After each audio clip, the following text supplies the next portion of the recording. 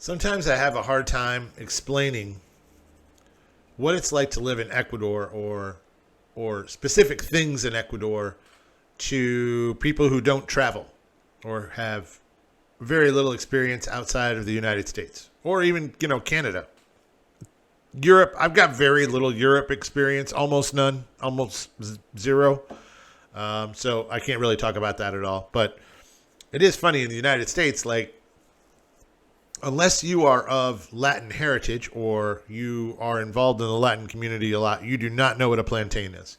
Whereas huge swaths of Latin countries live on plantains, right? Like plantains is the thing, it's one of the great staple foods. And it's really hard to explain to people how incredible the life cycle of the plantain is in food. Because you start with a green plantain that tastes like a potato, and then you move on to, pintons, and then maduros. I mean, I know there's a lot in between there too. Pintons being it's semi-sweet, right? It's just starting to get sweet. And then you've got maduros where it is super mature and it is sweet. It is quite sweet. And when I'm describing this to Americans who are not involved in the Latin community in the United States, and that is a good portion of my family, who I love very much, and many of my friends that I grew up with, who I also love very much, and I'm trying to explain things to them, and I go, oh yeah, no, I had plantains, and oh, okay, how do I say that? Like, well, this is a green plantain called a verde, and it tastes like a potato. I could do that, which is what I do now, because what I used to do is say, yeah, it looks like a banana. So when I tried to describe an Ecuadorian dish where it is made with plantain peanut paste, which is not peanut butter, these are different things. These are very different things. So it's something, God, a bollo, if you don't know what a bollo is a banana leaf, and they stuff in a paste or a dough made of green plantains and mani, which is a peanut paste, and flavorings, and then they stuff inside of that dough fish, usually tuna, big freaking hunks of tuna. So it's a bollo de pescado, so a bollo of tuna. Then they wrap the banana leaves up and they cook it, and you open it up, and it's this delicious little package that is so hard to tell you how good it is because it sounds so weird, right? And the first time I described a bollo, this is going to be a quick video, I'm just going to say, I described a bollo was, yeah, it's a banana with peanut butter, and then they stuff tuna in it and wrap it in a banana leaf and cook it. And it's delicious. Yeah, that's the expression that they had. Yeah, they're like, dude, did you just say you're eating tuna with peanut butter and bananas and it's good? What the hell happened to you, man? What happened?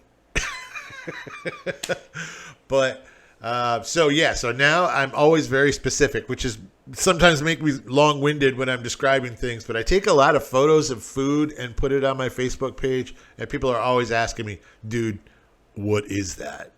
What is that? Because I'm a huge fan of comida típica.